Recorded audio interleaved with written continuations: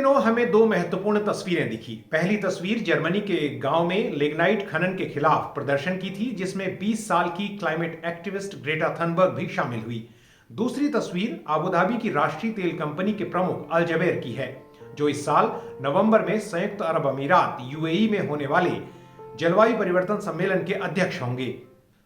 सुल्तान अल जबेर UAE की सबसे बड़ी और दुनिया की 12वीं सबसे बड़ी तेल कंपनी एडनॉक के ही प्रमुख नहीं हैं, बल्कि वो रिन्यूएबल एनर्जी यानी साफ ऊर्जा को बढ़ावा देने वाली कंपनी मजदर भी चलाते हैं। यानी एक ओर तेल का कारोबार और दूसरी ओर साफ ऊर्जा का ढिंढोरा।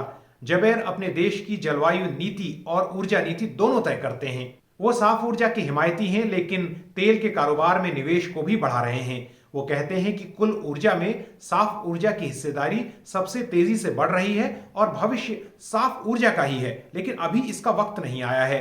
जबेर ने कुछ वक्त पहले अबू धाबी में हुई ऑयल कॉन्फ्रेंस में तेल और गैस कंपनियों से $600 बिलियन यानी करीब 50 लाख करोड़ रुपए प्रतिवर्ष निवेश की अपील की। उनके मुताबिक ये निवेश 2030 तक जारी रहना चाहिए। जाहिर है, जबेर के क्लाइमेट महासम्मेलन के अध्यक्ष बनने पर पर्यावरण के हितैषियों और साफ ऊर्जा के लिए लड़ रहे कार्यकर्ताओं में चिंता है। कई जानकार मानते हैं कि एक पेट्रोलियम पर आधारित अर्थव्यवस्था वाले देश को क्लाइमेट सम्मेलन की अध्यक्षता सौंपना ही मकसद के खिलाफ है और जबेर को तेल कंपनी के प्रमुख का पद छोड़ देना चाहिए। क्लाइमेट एक्शन नेटवर्क की तस्नीम एसॉफ कहती हैं कि तेल कंपनी के प्रमुख का जलवायु वार्ता का अध्यक्ष होना पूरे मकसद को ही विफल करता है। वो कहती हैं कि अगर वो यानी जबेर अपने पद से इस्तीफा नहीं देते तो इसका स्पष्ट मतलब होगा कि एक petro state, national oil company और उससे जुड़े लॉबीकर्ताओं ने पूरी वार्ता पर कब्जा कर लिया है। या तो वो अध्यक्षता छोड़ें या तेल कंपनी के सीईओ पद से इस्तीफा दें। एसॉफ याद दिलाती हैं कि 2021 में ग्लासगो में हुए सम्मेलन में 500 जीवाश्म ईंधन कंपनियां मौजूद थी और पिछले साल मिस्र में हुई जलवायु वार्ता में इनकी संख्या 25% बढ़ गई। उनका कहना है कि अगर जबेर सरकारी तेल कंपनी के प्रमुख के पद पर रहते हुए सम्मेलन की अध्यक्षता करते हैं तो तेल और गैस कंपनियों के हितधारकों को खुला आमंत्रण होगा और क्लाइमेट एक्शन पूरी तरह से विफल हो जाएगा। धरती के तापमान में लगातार बढ़ोतरी का ही परिणाम है कि पिछले 8 साल सबसे गर्म वर्षों में दर्ज किए गए हैं। साल 2022 में भारत में 122 सालों का सबसे गर्म मार्च रहा। वैज्ञानिकों का कहना है कि भारतीय उपमहाद्वीप में हीटवेव की आशंका 30 गुना बढ़ गई है। पाकिस्तान में पिछले साल आई अभूतपूर्व बाढ़ ने जबरदस्त तबाही की और भारत के समुद्र तटों पर चक्रवाती तूफानों की संख्या और मारक क्षमता लगातार बढ़ रही है। ग्लोबल वार्मिंग के बढ़ते असर ने अर्थव्यवस्था और कार्यक्षमता पर भारी असर डाला है।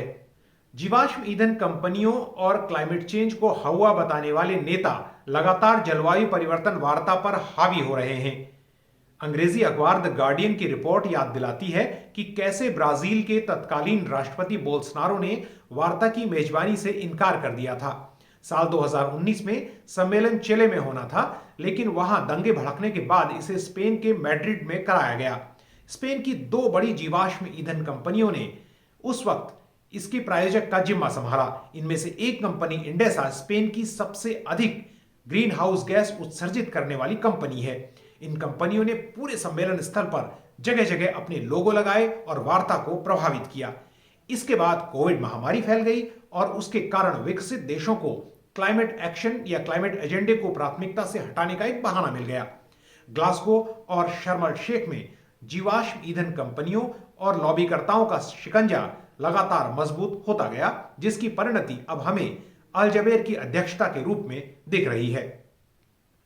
यह वीडियो आपको कैसा लगा हमें जरूर बताइए। अगर पसंद आया तो इसे शेयर कीजिए, लाइक कीजिए, हमारे YouTube channel echo and energy talk को सब्सक्राइब कीजिए और इस बात को, इस एजेंडे को जलवायु परिवर्तन के और पर्यावरण के आगे बढ़ाइए, क्योंकि हमारी आपकी सबकी जिंदगी से जुड़ा हुआ है।